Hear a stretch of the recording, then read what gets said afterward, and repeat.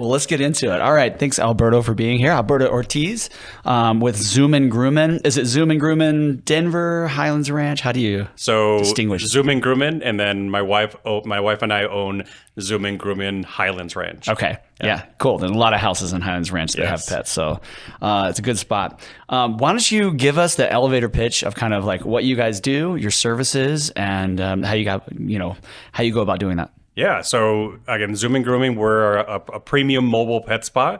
We go directly to your home, and instead of the pets having to be in cages the entire day or working with anxious dogs, then the state-of-the-art vans pulls directly into your driveway. We have again, these vans are amazing. Like it could be 20 degrees in Colorado and it could be 80 degrees the next day, but inside the van it's always 70 degrees, so it's comfortable for the pets, comfortable for our groomers. They have water, power, like all inclusive. Yeah. And then we provide all kind of services from hair cutting, bath, nail trims. It's a spa day. Yeah, that's what we call it. So. Do you take human clients? That sounds nice. I kind of want to climb in there and get a bath. When the pets go into the homes and they are smelling amazing, they look amazing. Some of the clients are like, "Can I just like get a little bit of the blueberry facial?" They're amazing. So that's awesome. I want to ask you so many questions about the business, but I have some questions about you. And I want to figure out sort of like how you got from, because you grew up in Puerto Rico. I did. And I want to find out how you got here to the place where you're at now. Are we doing this in Spanish or no? Spanish? I wish, man. I wish I could speak that good of Spanish. I did grow up in Texas, so I know a little bit, but not much. So where in Puerto Rico did you grow up? Tell me about childhood growing up there. So all over Puerto Rico, all over the island. So I would say I am a breed between U.S. and Spain. So my mom is from Spain. My dad is from Puerto Rico.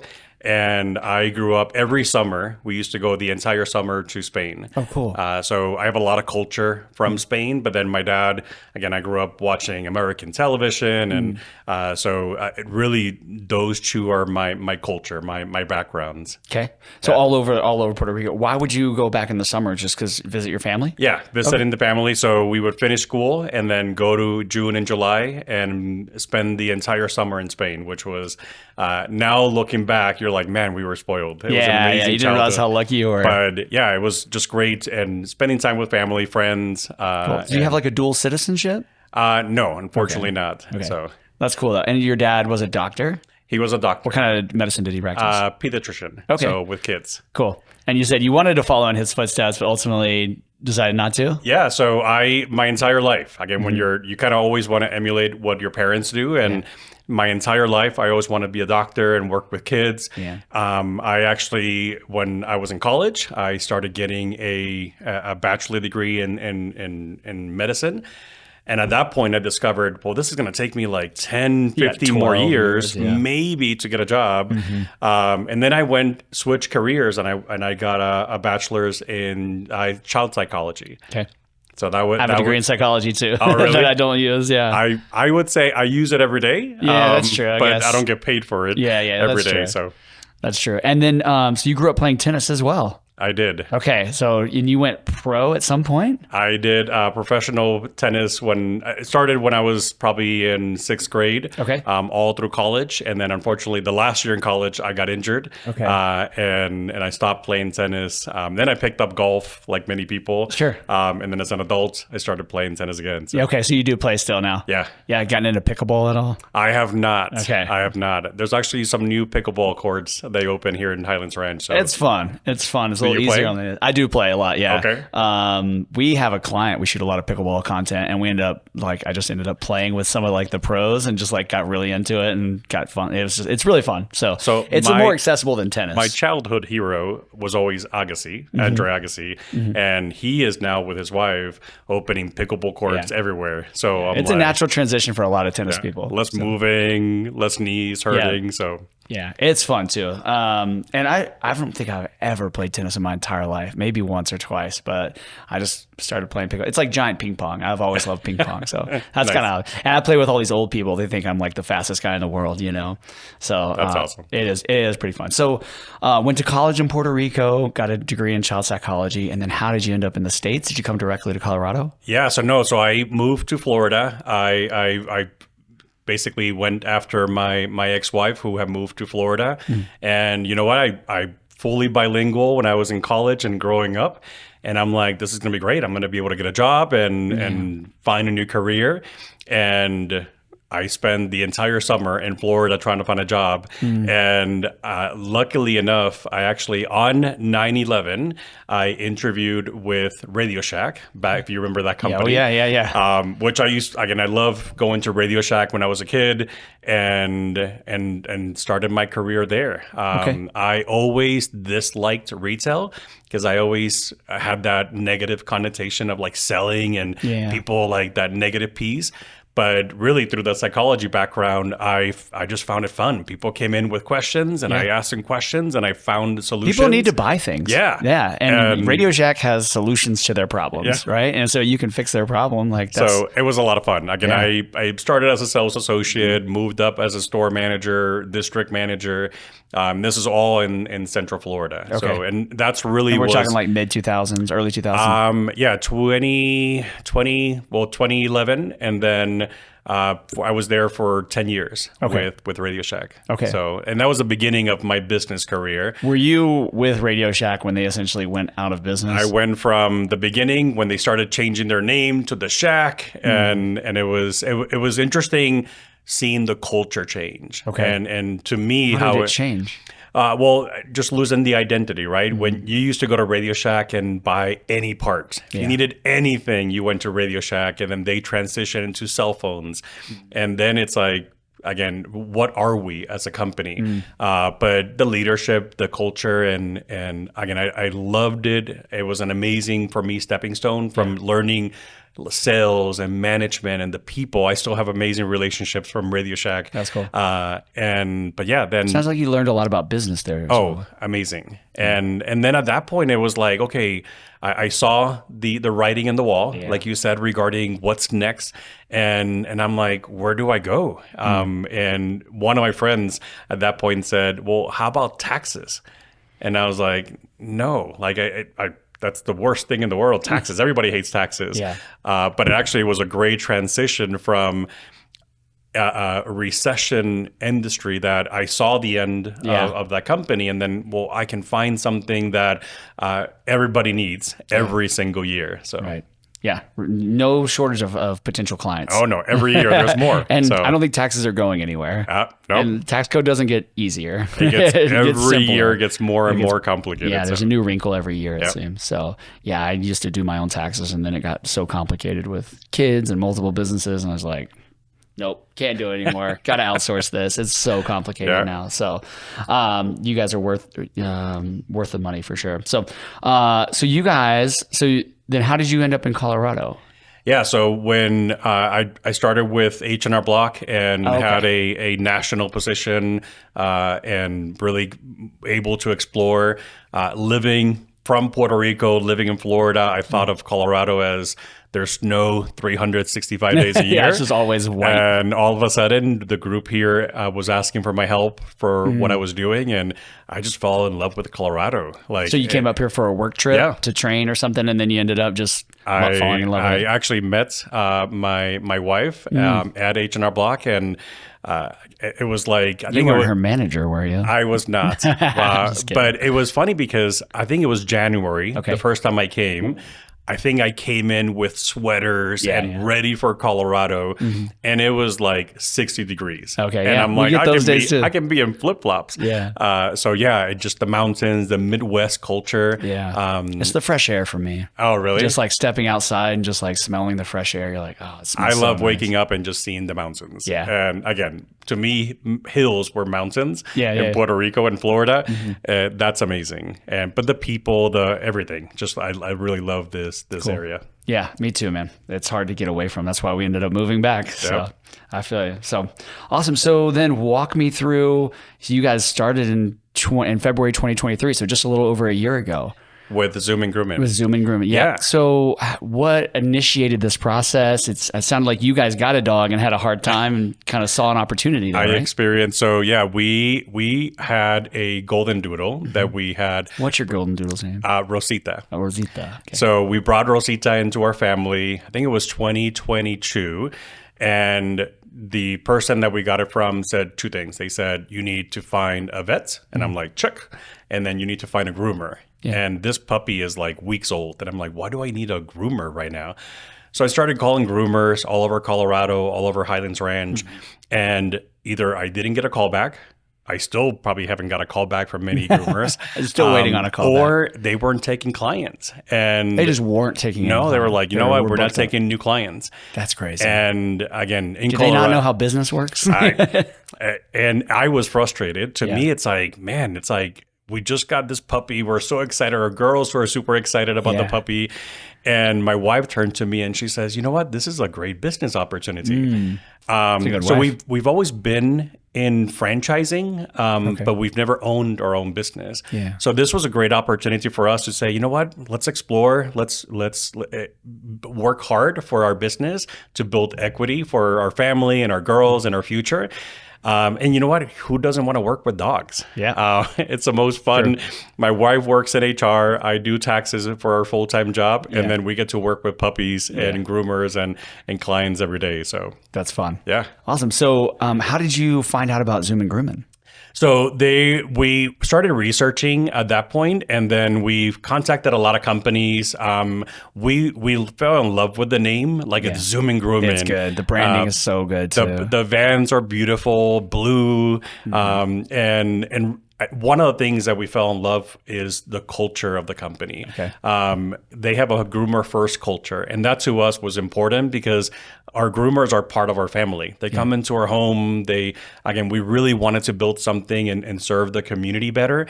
So that part, we fell in love. The branding we love, and then just the business concept. Yeah. It was a pretty low. It just makes so much sense. Yeah. It's just like, why haven't we thought about this? Why isn't every groomer doing this, right? Yeah. Well, and I think part of why and what we've learned so far is groomers want to start their own business, right? But they are groomers, right? And I don't groom. Yeah. I've learned a lot about dogs since last year. Yeah. But really what our job is to really have the business, and we knew that we wanted to start something, but we didn't want to like start it from scratch, like inventing everything. And we love that about the franchise. Yeah. It's like they have a system. How do you find groomers? How do you get starting the van? From zero? Yeah, is so hard. Oh. I mean, you have to come up with a name, and you got to come up with branding and a website, and then you got like figuring it all out on your own. So having someone hold your hand and give you, you're starting your business out on third base. You know what I mean? With a franchise, with a good franchise, you're starting on third base, and then from there it's like, all right, we just got to get home now. Like we can figure this out, and they're going to hold your hand all the way to home plate. It's how to make the wheel spin faster versus how do I make the wheel. Yeah, I didn't want to reinvent the wheel. I'm like, just give me the wheel and let me make it spin faster. Yeah, so I love that. Yeah, that's cool. Yeah, the van was like something that. So how long? I want to ask you, how long did it take from you guys? Did you guys reach out to them, and then from how long did that process take? Was there a vetting process? Yeah, so we had reached out to a couple companies, and then Zoomin Groomin was like our number one for all those factors. We started in November of 2022. We probably about 30 days of talking to franchisees. The company had been a fairly new company, and it's a fairly new industry because most folks take the dogs somewhere to get groomed. So that convenience factor, and we live in that world now where, again, we bring our food home, or the groceries home. Everything kind of comes to us. We like that convenience. I got home from the gym this morning, and there was groceries on the front door. I was like, oh, that's kind of nice. Yeah, it's like, well, we live busy worlds. So you got 3 kids, and everything else. So we started in November 2022. And then by December, we had talked to franchisees. We had met. So you started November 22 and launched in February 20. So it was like 4 or 5 months. Yep. Oh, that's fast. Yeah. We signed our agreements in December. We went through their training in January.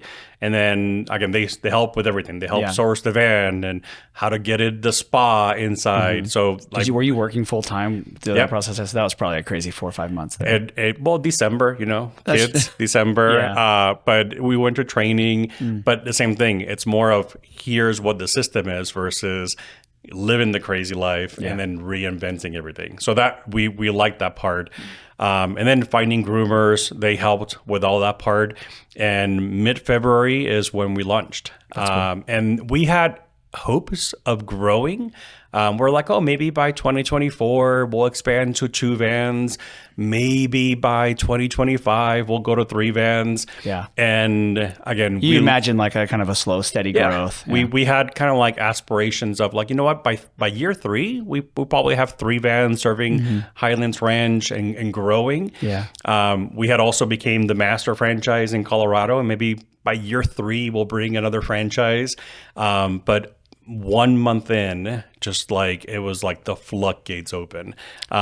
We were saying yes instead of clients. Again, do you take new clients? And we're like, yes. Yeah. Like we had an amazing groomer that we found that has 10 years of experience. She used to own her own salon, her own mobile grooming.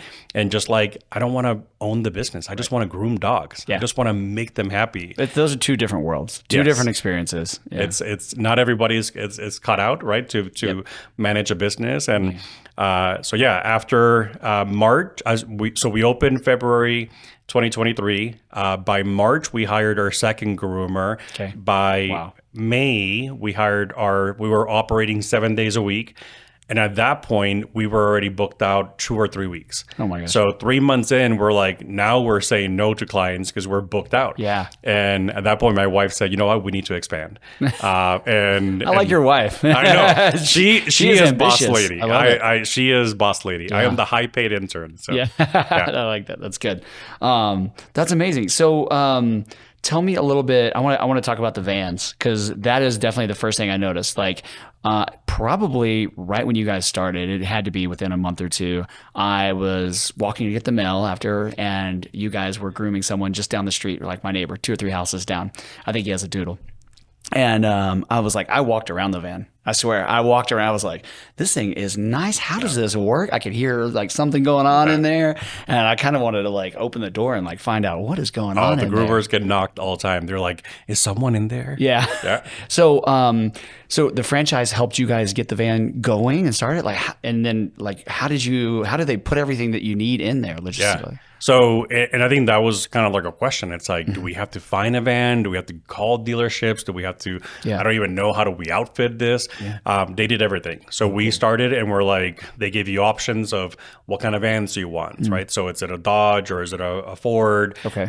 So we have options of preferences, and then what kind of outfitting. So they basically gut everything inside. They make a salon inside of the van, and again, it has the water, power. Yeah. How big is a water tank in that thing? 65 gallons. Okay. So basically, they're all day long. They can be that's enough for a whole day. Yep. And then the groomers go back. Where's home base at? So we operate from our home. Okay, so they can go back to your house, dump it, and then every morning basically, and everything is organic.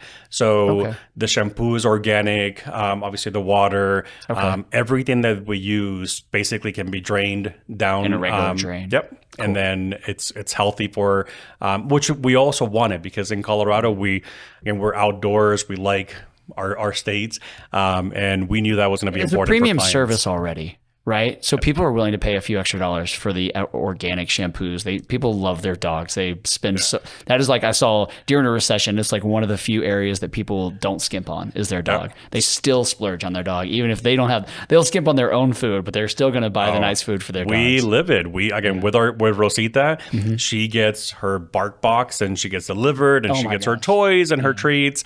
Again, everything, right? Yeah. They are part of our family. Yeah. And then again, you wouldn't put your kid in a cage for 6 hours, or it is a spa salon where it's avoiding the anxious piece. They get everything, and then it's like they're in their comfort, right? So your neighbor, we pull to their driveway. We pick up the dog from the entrance. We bring them into our spa. Does the owner have to be home? They don't. Nope. Okay. Yeah, we have some clients that we've been doing them for over a year. That again, they love our groomers. They trust our business. Yeah. And they're like, we have the code or the doggy door, and then we grab their dog.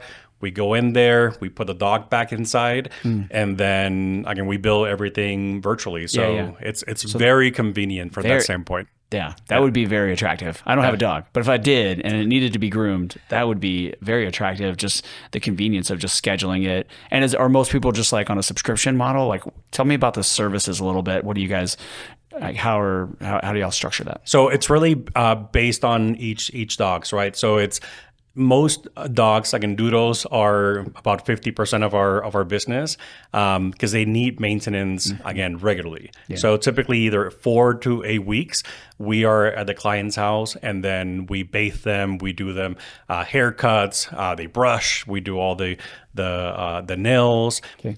So all of our services include nail trimming, ear cleaning, teeth, ear, and then nail trimming. Okay. It comes included no charge with all of our services. Okay. And then depending on the dog, again, if it's a lab, then it's probably going to be a wash and then a brush. Many clients in Colorado have dogs that shed a lot, especially nowadays. You do any Bernese Mountain Dogs? We do. Oh my gosh. We do they anywhere. Fit in the van? Yeah. Okay. Well, and that's the cool thing with these are state-of-the-art vans because in the van we can do a toy poodle that is 5 pounds. Mm-hmm. Our largest dog that we've done is 180 pounds. So like what is that? 100? That's a horse. That's not even a dog. That's a mini horse. Yeah. What kind of dog is 180? Great Dane? Well, Great Danes. We've had some huge golden doodles. Okay. That are immense. Did not know they got that big. But the cool thing is so when the dog goes into the spa, into the van, there is a hydraulic table. So then again, the groomer is not picking up the dog. Wow. Or if it's a senior dog, a senior pup, that we do a lot of senior pups. They can just step on that. Yeah. They step in and then they move them up and then they actually walk directly from the table into the tub. So that way it's safe for the groomer, safe for the pup. That's why we do a lot of senior pups as well. Okay. Especially if you have a 100-pound dog. Yeah. Again, it's going to be impossible for their any knees groomer. and hips are shot already. Yeah. You're not going to get them to jump, and you don't want the groomer picking them all up. So there's probably some dogs they literally can't pick up. Yeah. Well, if it's 180 pounds, they definitely So this thing is super state of the art. Can I ask what it costs to rig an outfit and like from start to finish? So for us, the franchise was around 45. So that was kind of like the starting point. Okay. That gives you all the systems, all the support, all the benefits. Branding. Yeah. They do all the marketing for us. They handle your website. Yep. Okay. SEO, social media. Again, for the most part, that's hands not off. Bad, yeah. And then everything else we basically finance. So all in, we pretty much around between 135 and 150. Okay. That's for the van, for the outfitting, the franchise fee. And so then the van's something ballpark somewhere like 90 to 100. Typically with outfitting and the van, it's under 100. Okay. And then we just pay like a regular car payments. Yeah. On a monthly payment. So okay. Yeah. Cool. And so it was outfitted here by a company in Colorado. They rigged it up for you and did the wrap and stuff. So yeah. So our first one was done in Texas, and then as we started growing, then we wanted something local, right? And we wanted to support more local companies in Colorado. We found this amazing company that's approved vendor now by the company. Okay. And that because especially in Colorado, folks are in the mountains and they're again months without being connected. Yeah. So how can we be and so our newer vans are completely battery operated, so they don't have a generator. They have solar power. So as they're driving from home to home, they're recharging. Again, when we say state-of-the-art vans, like our pups and our groomers are in an amazing spa salon. You got Starlink in that thing? I know, right? That's very impressive.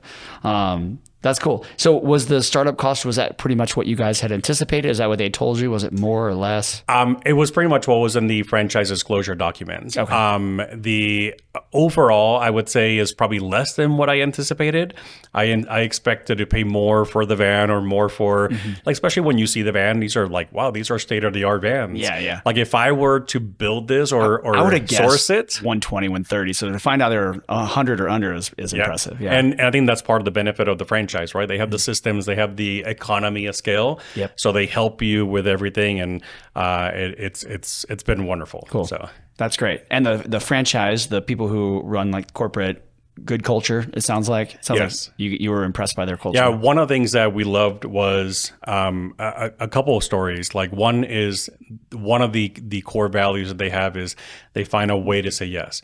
So as you're learning, especially a newer company, when we started a year and a half ago, we were like the 20th franchisee, maybe in the teens. I think they just celebrated last month their 100th franchise, and it's growing insane everywhere, and especially in Colorado, but across the U.S.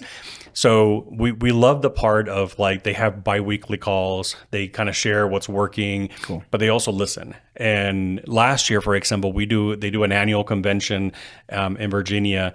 And the franchisees got together, and it's not like top down, right? When other corporations is like you go to a convention, it's like rah rah rah, and listen to us. The C-suite's up there talking. This was completely different, and my wife and I loved that. And it was like, hey, here's what we can do differently on the vans, and here's tweaks, and then the marketing. There's so much value in going to those little things and just like talking to other people. Like, hey, what are you guys doing this work? Hey, that really worked for you. That's a great idea. We'll implement some of that, make it our own. Like, that's invaluable and stuff. And to your point, not only when you're in the franchise, if you're doing it on your own, you're on your own. Like we can call each other. Last night we met with another franchisee who's starting, and they're like, "Well, what are you doing? What am I doing?" And that way they can speed up their learning. Yeah. So that way, instead of for us, we had a pretty quick growth, but they can even learn from our mistakes, and we can learn from others across the nation. How do you guys draw boundaries for areas? So it's by zip code and by population. Okay. So you get a certain number of houses. Yeah. So it's 130,000 average in population. And then typically in Colorado, about 70% of households have dogs. You'll be there soon. Yeah. And then I know someone that can help. And then you can basically all the businesses, all those households, then it's how do you basically use the system to serve those dogs? So. Yeah. That's great. And can you tell me about like the price points? How do you guys structure that? What does it cost to get my doodle washed and cleaned and spa med day? So every franchise controls their own pricing, right? So the franchisor gives you a guideline. They have to help you out a little bit. Correct. On how do you price it? So all of our pricing is based on weight and coat condition. So if a toy poodle who basically doesn't have double coats or, again, 5 pounds will be a different pricing that 80, 100 pound mountain. Well, it's just going to take a lot less time, right? And I think that's part of it, right? So and less shampoo. Yeah. Less water. Less water, yeah. But it's all about time. And then, again, so based on weight and coat condition, typically anywhere from kind of like starting around 100 and then, again, depending on larger dogs as well. Okay. So you're saying it starts around 100 for the smaller ones and then goes up from there. Okay. For, again, the whole package. So basically, again, wash, bath, haircut, again, all the spas. And I think I'm not sure if you answered this, but do they sign up for like a monthly thing, or is they just contact you whenever it's needed? How does that work? It's basically by appointment. Okay. So whenever their dog needs a wash, they just reach out. Yeah. You don't offer any sort of like, hey, we'll put you on the schedule every 6 weeks. Most clients are on the schedule. Okay. So it's like, again, doodles are typically on a 6 to 8 week schedule. Okay. And then when we do their spa, then at that point they're paying for that service. Okay. So they pay afterwards for their pup spa. Cool. Okay. Yeah. That's great. And then I want to shift gears just a little bit. I imagine you've only been doing this for a little over a year, but you have to have a good funny story for us. A funny story. Yeah, I mean, dealing with dogs is, pretty comical sometimes, and trying to wash them, I imagine there's probably some comedy in there. Or just a good story. You guys just do dogs?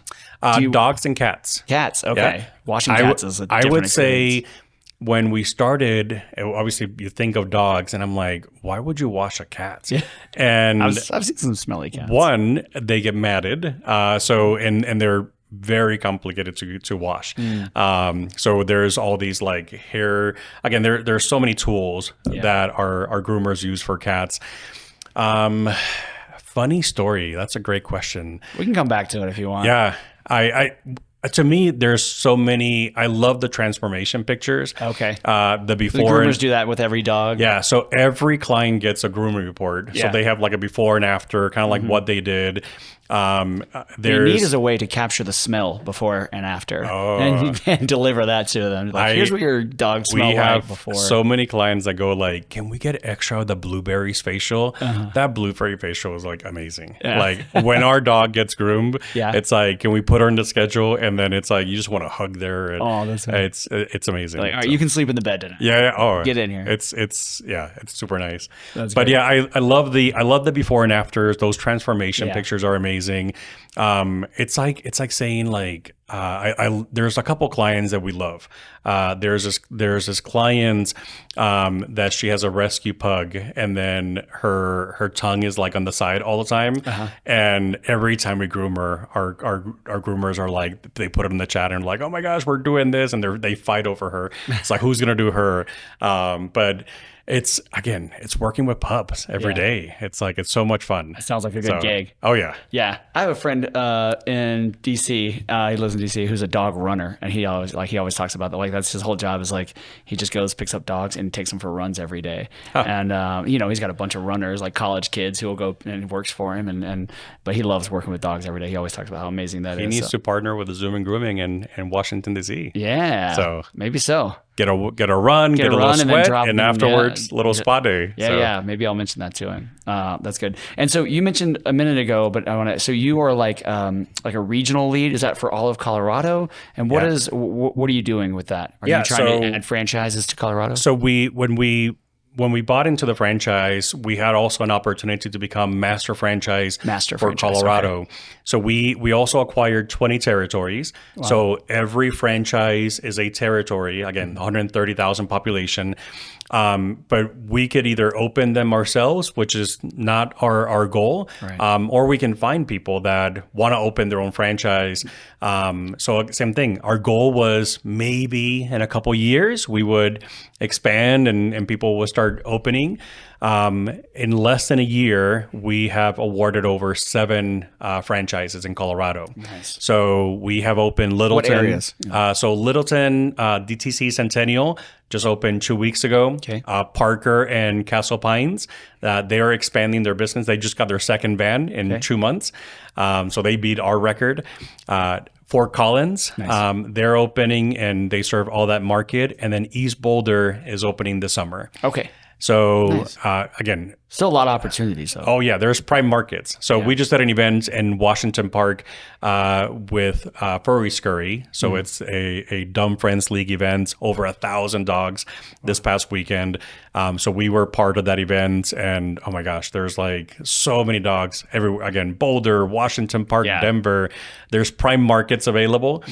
So yeah, like we had the need and found the opportunity. So you don't need to be in the business. Yeah. You basically work on the business, which is something that we loved. So yeah, that's interesting. That's attractive. As an entrepreneur, I like that idea. Well, and I think part of like what we truly enjoy is like we lived it, right? We've been in the business, managing a very successful franchise with 3 vans, growing one of the top franchises in the U.S.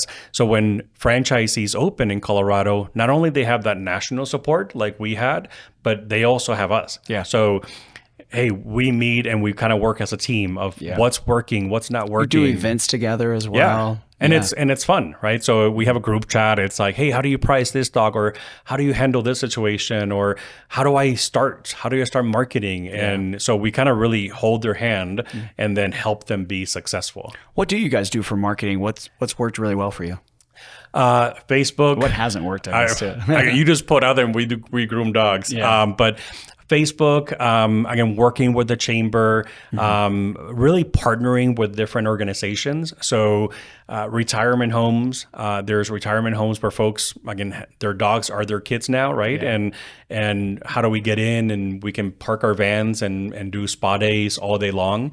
But Facebook and Google search have been, again, the franchise helps set up. Cool. And again, you just put beautiful pup pictures afterwards, and then people are like, how do I do that? Yeah, kind of sells itself. Yeah, but it's really talking about the advantage, right? It's like, again, we don't kennel. Again, there's no cages, stress free. We say it's like they get an hour and a half of like loving, and the dogs love it, and then the humans love it because you don't have that stress. We had a Weimaraner. I disliked taking her to the groom. Like it was like I had a wash and she had a wash. And it was like every time my wife was like, okay, time to groom the pup.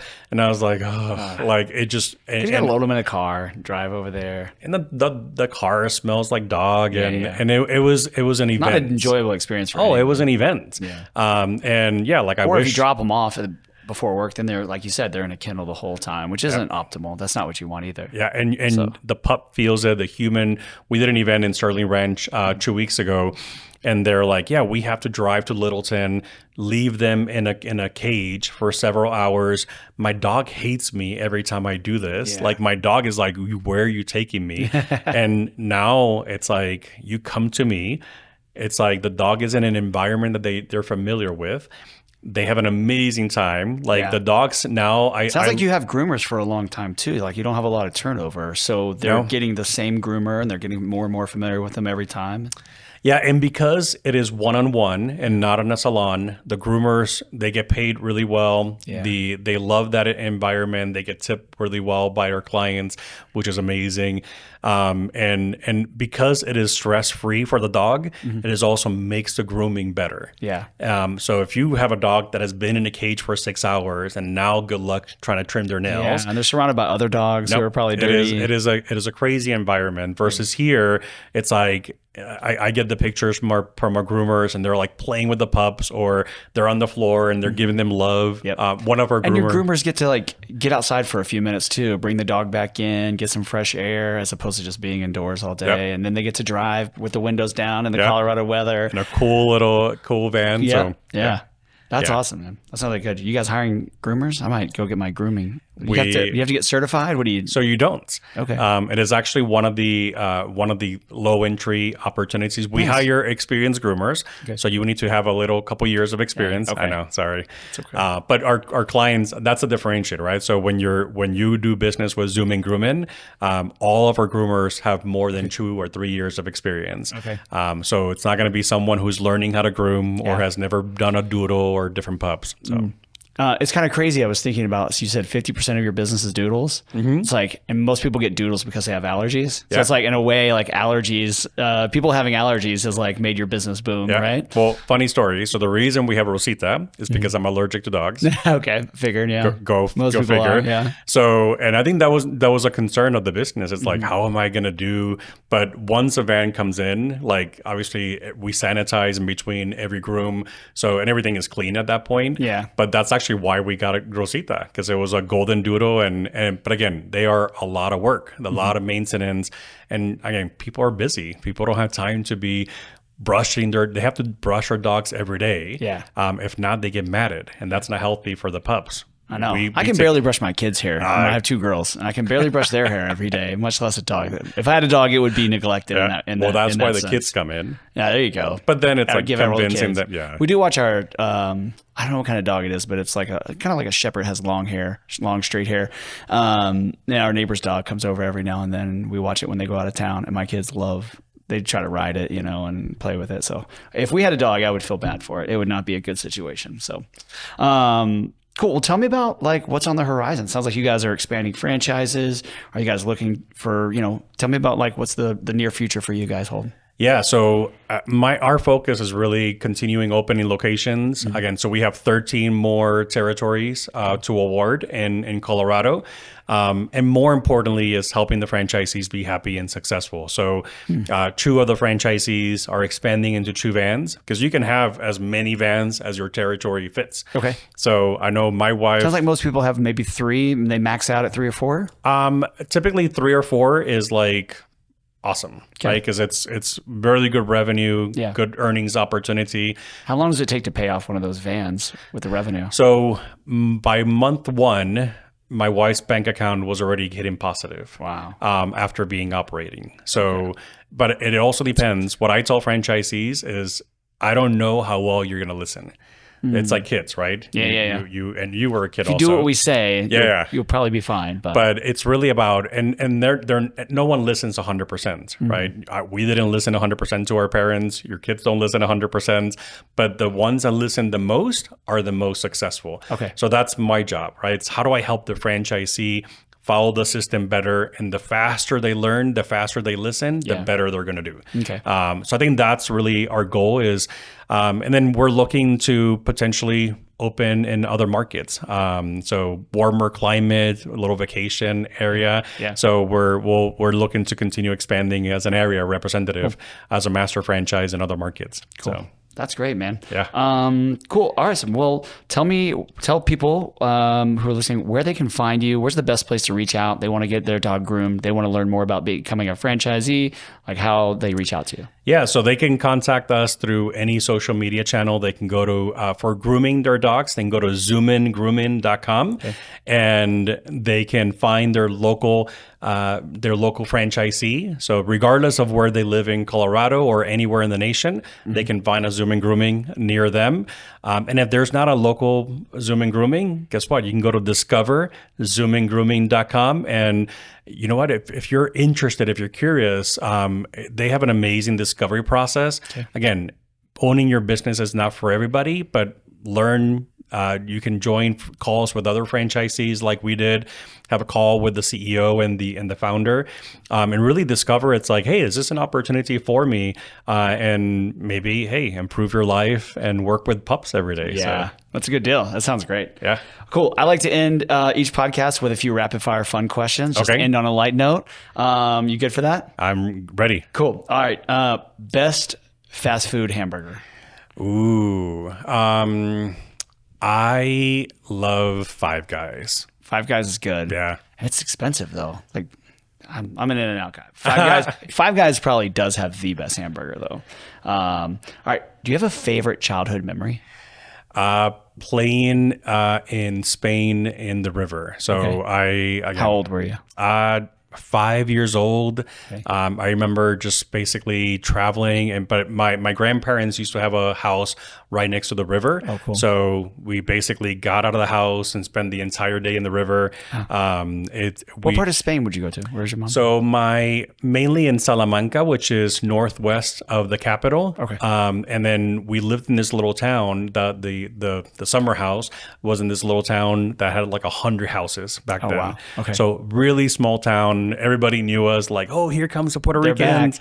Who lived in the house during the year? Was it just empty? Okay. Family members will come in. Okay. Now, like us, we basically go or my cousins. You still have it? Yeah, they still have it. So it's amazing seeing now, like our kids and other family members go through what we went through. That's they play amazing. in the river? They do. That's awesome. Yeah. That's we so still cool. probably still have the same toys as before, same canoes. I love it. So cool. All right. So walk me through Alberto's perfect Saturday. What does it look like? What are you doing? Perfect Saturday. Well, I have two girls, so they're 11 and 9. So we're either watching movies, playing with toys, they're now more into like, let's do TikTok videos. So basically doing crazy Are they TikTok running your videos. social media? One of them wants to. She is very, very eager to be the marketing manager. So she's the other intern. But paid a little less than you. Yeah. Hey, yeah. I need to check that. I don't know how much she gets paid. She might get paid more than me. She brings more value, you know? She is amazing. I would say she actually did a Canva video, and she did some presentations that we did for one of our newsletters. And all of a sudden, like, it's an amazing newsletter that we send to our clients, or Zoomin Groomin clients. And I'm like, how did you learn this? Like, it took me like 2 years to like logging into Canva. She can make videos. Tell her to give me a call. Yeah. So just again having fun, cool. And I love spending time with my girls. Love it. That's cool. Me too. You got any book recommendations? Maybe business books that you've read? One. I am horrible reading books. But one of the networking that I read many years ago was Never Eat Alone. Okay. And it's really about maximizing every opportunity. I used to work in corporate. So it's like, instead of going on your own and eating on your own, go with someone, right? Learn someone's story. Use that 30 minutes as an opportunity. You never know. Yep. Like the 7 degrees of separation is like, I believe in it. Yeah. So. And it shrinks. It gets less if the more people you know, right? Yeah. I mean, that's why I do this, right? It's just networking and getting to know people, hearing their stories. It's perfect. I was doing these anyways. I was like, let's just film these and give them to people. Have some fun. Yeah. I love it. All right. Last one. What's the best business advice that you've ever gotten? As an employee or as a business owner? As an owner, as an entrepreneur. I would say when I worked in Radio Shack, and I still do this to this day, I had an amazing leader, Kelly Pfeiffer, who was an inspiration to me. And she did this getting to know you sheets. And basically it just has some basic information, personal, business. And I had no idea why I was filling it out. I was in my young 20s. I'm like, here you go. Learn about me. And then she would turn hers, and then we will learn about her. And to this day, when we hire a groomer in my tax company, every franchise that we bring in, we do a getting to know you. And it's a great way of both personal and business. I am not a feeler. So I put everybody's birthdays in my calendar, right? And it's like a great way to celebrate. What are their personal goals? What are their business goals? What are their favorite candy and pizza? And again, my wife, who's amazing, she takes that getting to know you, and then she does snack baskets in their vans, because they're working hard. They're working all day, and sometimes they don't get to eat. And then they have their favorite snacks. So that was one of the best things that I learned from her. And again, 25, 30 years later, I am still doing that. Awesome. So getting to know you, again, it's all about your team and your people. And just being intentional. Yes. Being thoughtful. Yeah. And I would say I go through part of my team, I go through getting to know yous once a year. And it's like either I ask them to refresh it, or it's like, what are some things that are important? So for example, I had one of my marketing managers on the tax side that it was her birthday, and I'm like, I don't know what to get her. I looked up in there, and she's like a big like what her favorite artists and other things. And I was like, I just sent her on Amazon like some of her favorite things. And she was like, that was the most memorable thing. And again, if I didn't get to know my team, it's sometimes those are the little things that matter the most. And I like it when people do that to me, and we try to pay it forward. So love it. Awesome. Well, thank you so much for your time, Alberto. Thank you. Appreciate you being here. It was great. Thank you for having me here. Of course.